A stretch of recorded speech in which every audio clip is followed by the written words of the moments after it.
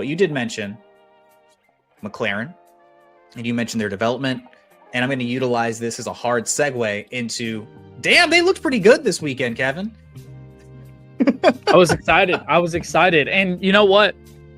Shout out to Ryan, who stepped in for me last week and did an incredible job. He clutched up for you big time, man. He did an incredible job on the P10 game. I will give him props for that.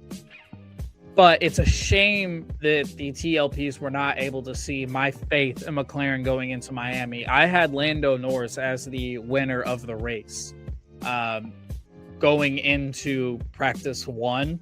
And I think that just goes to show I believe in McLaren. I believe in their development. Whenever Andre Stella says, hey, we've brought a new car to Miami, I believe that. I don't think that's just words. And it clearly showed up because Lando was on a whole different level other than Kimi Antonelli in Miami. And as you expect him to be, he's very, very comfortable there. But Oscar Piastri finishing out the bottom of that podium was just the chef's kiss, icing on the cake. He had an incredible drive. And man, I just want to also take a moment to say what a Grand Prix that was. I mean, that was just blockbuster. That's exactly what Formula One needed after a long break. Was a intense, super interesting, it was so crazy. All the spins that took place, the DNFs that happened, the wrecks, the passing, the yo-yoing, as some racers call it. It's crazy. It was an incredible Grand Prix, and you got to see some really good driving.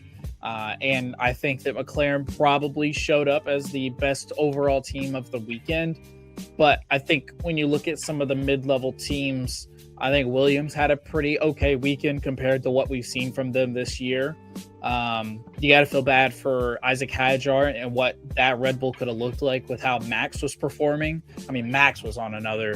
He was back to his old ways. He felt really good in that car. So while I do want to highlight McLaren's development remains at the top notch, remains at that high level, it was clear that a lot of teams brought some significant upgrades to rival what Mercedes had started the 2026 year with. I mean, yeah, I think you put it pretty well. McLaren were pretty much the best overall performance of the weekend. They had the sprint win, they rounded out the podium in the feature race, and even just a few seconds behind Kimi all the way to the line, that was a chase down by Lando Norris for effectively like 30 laps. Look, and as the resident Mercedes fan, I'm sitting there going, I'm going to be hearing about this for the next 3 weeks. If Lando Norris ends up winning this damn race, they end up clearing the weekend, I'm going to be the most depressed boy on the podcast. It's going to be a whole thing. But that being said, McLaren looked great. I mean, they rounded the podium. They were back in the thick of it. McLaren, Ferrari, and Red Bull all bringing basically new cars to Miami to battle with the Silver Arrows. Mercedes leaving their upgrades for Canada. We're going to see what that looks like in a few weeks. But McLaren certainly leading the pack of those brand new, huge developments.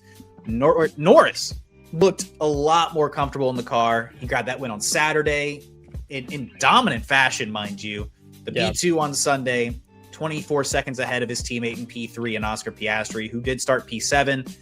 The McLarens on race pace looked a lot better. They looked a lot more comfortable. They looked like a team that any given weekend, depending on how Mercedes developed their car in comparison, any given weekend could be Papaya standing on the top steps. We could be seeing something over the course of the season. And need I remind you that earlier in this season, China, oh my gosh, this is going to be that kind of a year. Oh my God, this is going to be so horrible. Oh my God, you were so depressed just a month and a half ago. Oh my God, it's going to be this bad. It's going to be this kind of a season. It's so rough. But I told you, and I reminded the TLPs, I reminded you, and we all needed to take a step back and remember that McLaren's development is unmatched. It is second to none. Seeing what they were able to do in the last regulations, the confidence that Zach Brown had, Andrea Stella had, the team had. Rob Marshall's terrific at what he does, and they wouldn't be such an attractive landing spot for the likes of GP from Red Bull and other members of these championship level teams if they didn't know what the hell they were doing. McLaren brought it. I'm excited to see if this becomes a battle over the course of the season. It is still a long season. It's going to be interesting. And even if this isn't the year for McLaren to repeat, I mean, hell, the way that they're going already, 2027 looks like it could be an incredible title fight. Hell, the rest of this season, who knows? They've now brought this extra level of, hey, I mean, we can't be certain that this is going to be a Mercedes front row, right? So... Yeah, and if I want to, how confident are you with all that being said? Well, I wanted to add another thing, because while we highlight all those things, one of the things that we haven't talked a whole lot about on the last podcast is the start, right? Kimi Antonelli has been one of those guys that struggled from the start of the race. It's been one of those things that he struggled with, and other drivers have been able to take advantage of. And though he looked better to start the feature race, McLaren have looked incredible off the start, as well as Ferrari. And I think that doesn't get talked about enough. That is a huge part of some of these races, because depending on how you get off to start a race could really determine your level of competition, the way you're going to be able to compete in the race as it goes on. Because had Lando and Oscar not have gotten away with the start that they did in Miami, who knows what that race falls out to be, right? Like it could have landed a whole lot differently. So I think that's another thing. As far as my confidence, I'm pretty confident, and that's why I think that we'll have to see what Mercedes does going into Canada, because I think they're more of a sit around and watch other teams and, you know, build off of what they built off of. But I also would like to imagine the McLaren is not, you know, taking a nap, sleeping right now. They're still upgrading their car, learning from what they wanted to make better following the whole Miami weekend, as well as Red Bull and as well as Ferrari. But I do believe in McLaren, and more than that, I believe in Lando Norris and Oscar Piastri to continue to take this fight to Mercedes as a whole, not even just from a driver's championship perspective.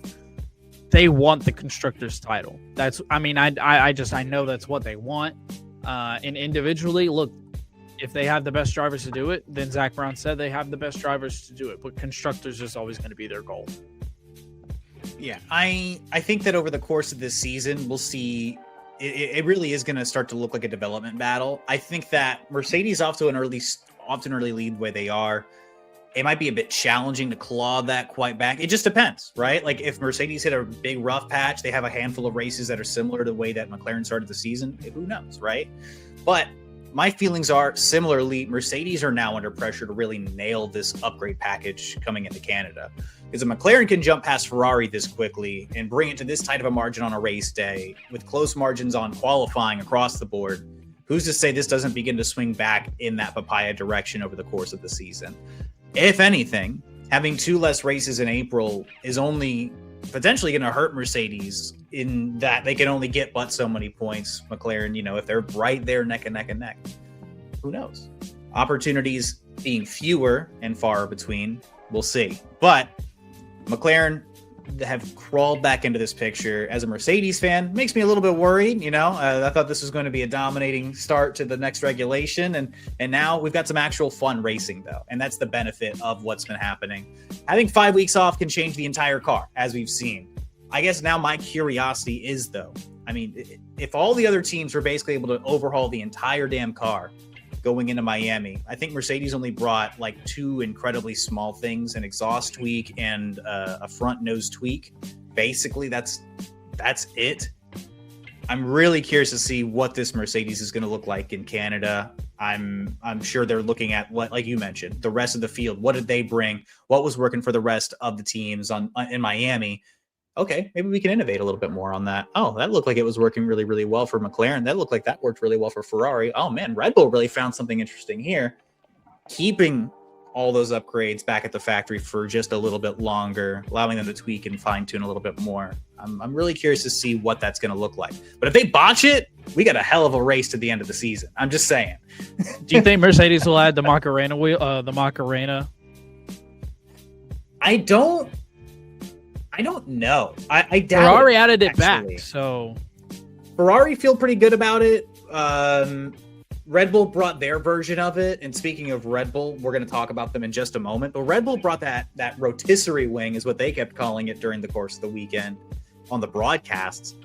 I don't know that Mercedes are going to do it. I just don't see it as something that adds that much time, right? Because the whole point of the Macarena wing is that it lifts up the rear of the car during those long straights and or those longer high-speed sections, and it allows the car to be a little bit lighter on the back end. But I have a feeling that the loss you get from the actual flip itself kind of negates a little bit. It's almost like a bit of a parachute for a hair of a moment. But obviously in this sport that's chasing hundreds of a second, thousands of a second, you don't want to lose time ever. So I would be really surprised if Mercedes brought it. When Ferrari brought it in Bahrain, I thought it was kind of a gimmick to get other teams to waste their time. And Red Bull obviously felt like this was the correct decision to move forward. We'll see. But I would be a little bit surprised if Mercedes spent a bunch of time doing it. The wings that they currently have right now across, obviously the other 9 teams seem to be working pretty effectively and very similarly to Mercedes. And so we'll see.